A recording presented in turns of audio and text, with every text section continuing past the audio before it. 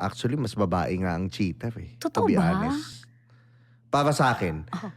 hindi cheater. What I mean is, mas magaling magtago.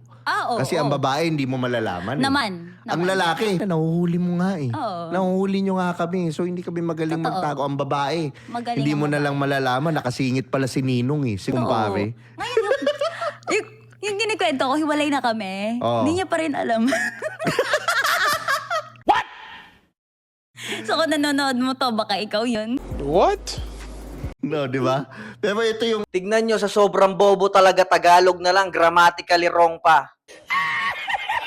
Kung nanonood mo to, baka ikaw yun. Ano yun?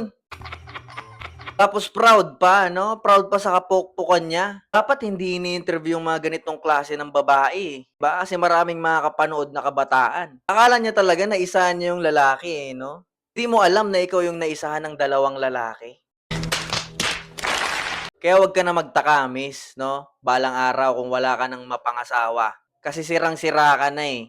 Hindi lang physically, pati mentally, no? Sira na yung utak mo. Isipin mo, okay lang sa'yo na benggahin ka ng ilang lalaki, tapos sabay-sabay pa, What the hell? no? Kababae mong tao,